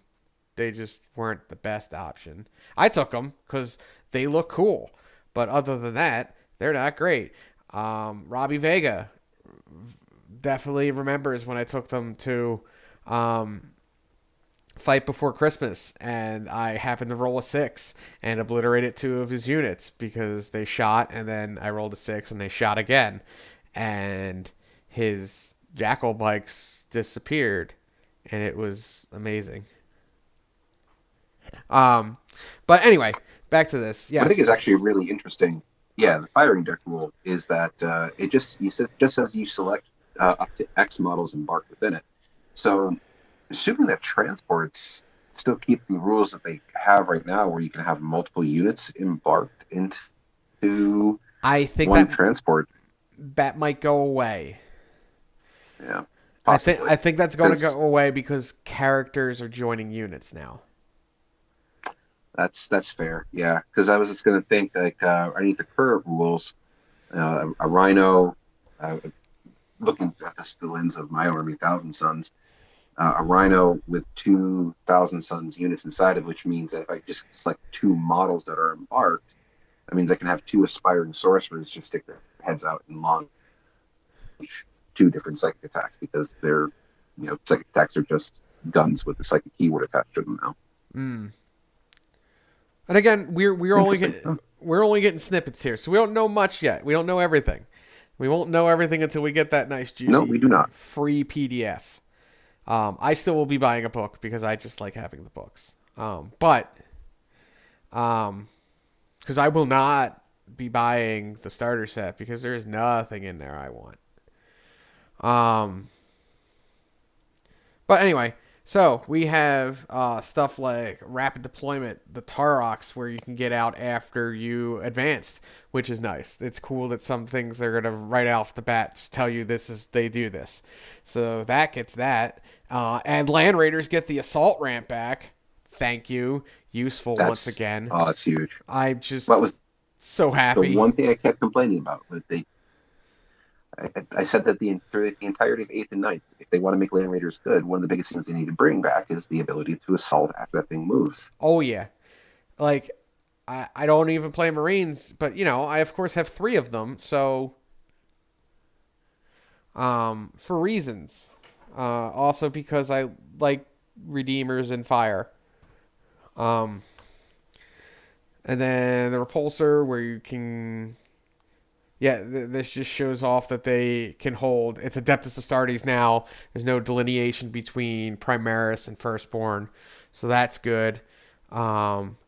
Something that they've had before, but then you could see them coming back with is that they can issue orders out of Chimera.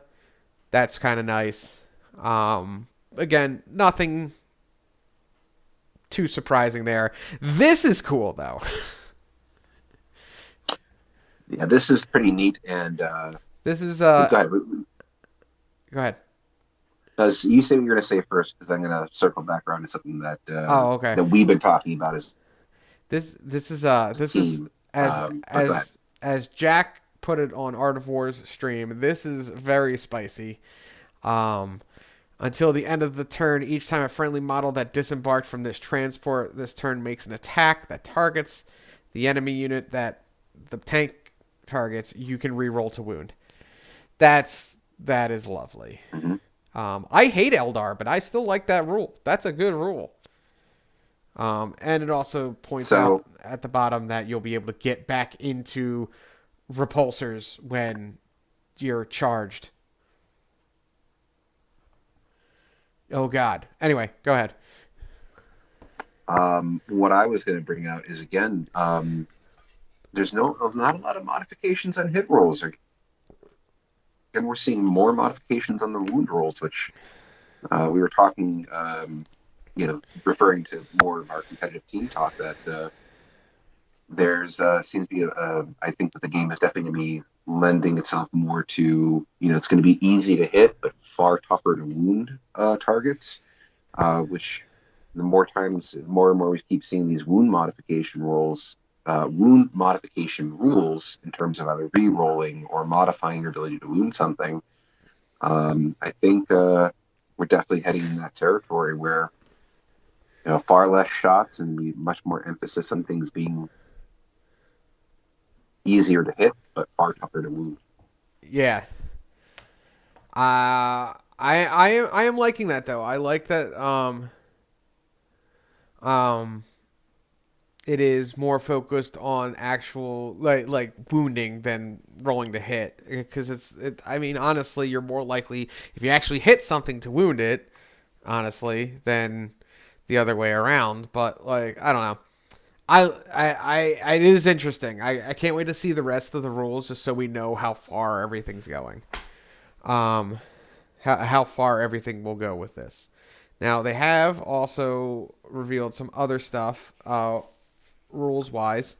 Um, what was the other thing they did? They did morale. They talked about morale, all the different phases. How they're going down to 5 phases, which is fine. Essentially, they took the psychic phase and jammed it into the other phases, which is how it was before. They made the psychic phase in like sixth, I think, or seventh edition, sixth or seventh edition. But like in fifth edition, it was just you use the psychic power when it was applicable, which I do like. I do prefer. Um, Cause yeah, like they said, it's you, and they said something like 10 minutes. I'm like those psychic phases weren't 10 minutes. Some of those phases you sat there with your thumb up your butt while your opponent rolled dice for 20 minutes. I've had those. Oh man, I'm playing Grey Knights. I'm gonna go get a beer. You do whatever. I don't know what you're talking about. I have never experienced that. Yeah, you're the one rolling the dice. I think the one time we played, we literally like you started rolling dice and I went up and got us dinner or something. Like I was just I did something. I did Hanging out in your something because I basement. was like I got time, man. Not just that. I mean, it's Um, also Eldar and Tyranids. I would say Nid's more than Eldar. Eldari psychic phase usually boils down to who can you guide, who can you do. Do I get a command point? Do I get a command point? And can I make a unit offset, or can I move another unit? Usually, it's those five powers, and outside Mm, of that, it's not. Their psychic powers are more. Um, their psychic powers have more impact in a certain way because, like, if I get this power off, um, this unit becomes obsec and I completely disrupt primary score. Whereas, um, so there's less powers, but they're far more impactful. So failure for them was really bad. But less powers, more impactful, basically. right. Um, Whereas Nids was just a whole different level of shenanigans. Hang on, I'm gonna roll. I'm still rolling. Go whatever. It's really funny with the kind of dichotomy between the two games. Well, I'll go with fantasy more than AOS, because fantasy had a magic phase. AOS doesn't have any sort of phase like that because so fantasy had a magic phase, but like all but like one army had magic. In this, there's a lot of armies that don't have any psychic. or a negligible amount of psychic. Sisters don't have it, Necrons don't have it, Tau don't have it. Orcs, unless you really go heavy on weird boys, and by heavy I mean 3. I guess you technically have 6, but like orcs don't really have much of a psychic phase. Marines don't tend to have much of a psychic phase. Like psychic isn't for the armies that have it. They have a lot of it usually, but most armies don't have a lot of it. I think the And move to kind of homogenize psychic powers into also things like shooting attacks or these data shoot abilities is I think is a very good move. And am I going to miss the crunchiness and the complexity of the second phase? Yeah, I will, because it was always actually a bit of a draw for me, was how precisely how to play these psychic armies. But I think the homogenization overall is going to be great for the game. yeah, no, and I'm all for, like they said, simplified but not simple. So I'm thinking this is so far. I will always put the caveat of so far is shaping up to be a lot better. Like they said here, psychic phase. They go into how that's changed and how smites are now shooting attacks, which means I guess you can't fail it aside from missing, which I'm glad you can miss. But then again, you don't. It's not the closest enemy unit, so you can shoot whatever you want from the back of a rhino if you want. So there's that. That's really nice, honestly. Mm-hmm. I get that they have a strength on it, but you can still cause mortals with it. Um, I like the change to the jump. I like that he goes with you. People were complaining that like it makes him vulnerable now, but I always didn't like throwing, because then I teleport the unit he's near, and then his ass is in the wind, not being able to buff them anymore. I don't know. I like that they did I think that. I think there's some interesting criticism being levied at the Weird Boy in particular, but I think the lens of the criticism is that we're over the last 7-ish years, we're so used to playing Hero Hammer, to see the focus being taken away from heroes and being put back onto the units that are on the play. Like it's your dudes that are actually going to be the focus of your army, as opposed to they're just a blade of wounds for whatever character you're hoping is going to carry you to victory. And I actually really like that. I'm so tired of playing Hero Hammer. Same. As much as I do love jamming my beast boss on Squigosaur down people's throats, because it always makes me feel I so good. Um, I think that certain characters need to be very impactful and have a strong role, like Gazgul, for example. Gazgul should be a threat of a unit. oh yeah, The Primarchs, they need to be focuses of the army. But using the Thousand Sons as a quick example, like being able to, like, the Rubric Marines, and to even a certain extent the Terminators, were just really there to keep my Exalted Sorcerer that could peek out on his disc and just drop 15 mortal wounds on your face before he ducks back behind the wall. Like, they were just really there to protect him. yeah. Whereas the emphasis now feels like it's going to be more on the actual units that are going out and doing the things that are, actually trying to win the game for you. Yeah. And I like that they simplified, it seems. Now, again, these could all be edited sheets, but like, there's only really 2 spells for a Weird Boy. There's the jump, and then there's Edbanger.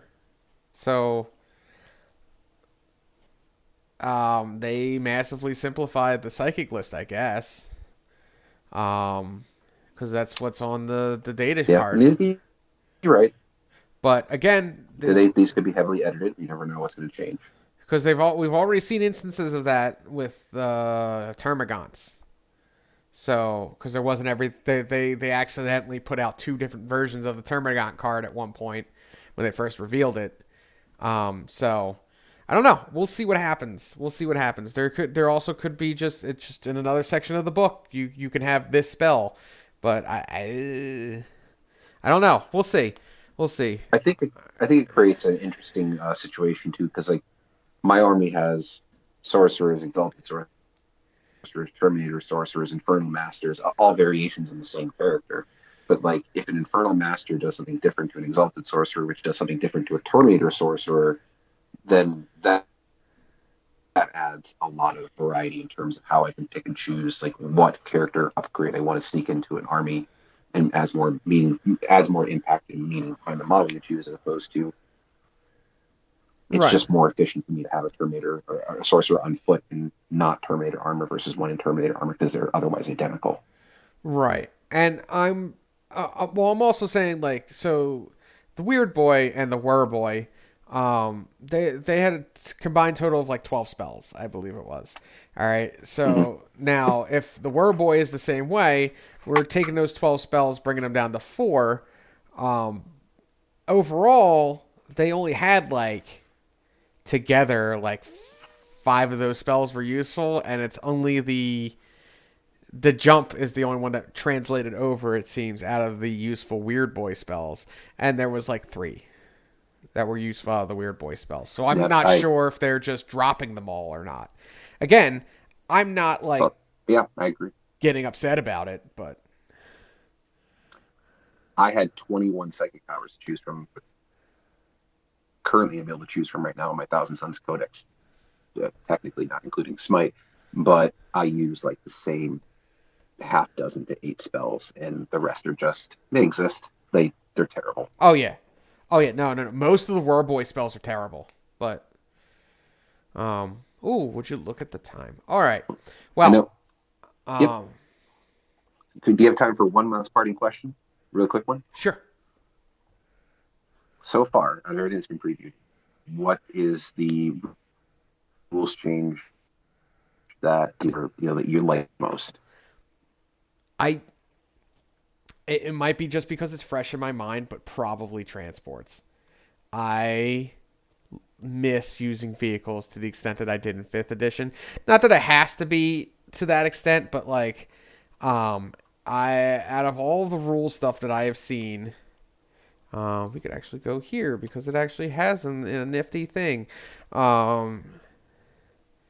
In your army. I mean, I like the unit profiles. I like the detachment rule. I like most of the rules that they have previewed here. I like what they change, how they change the weapons, but I'm pretty sure transports are my favorite. Awesome.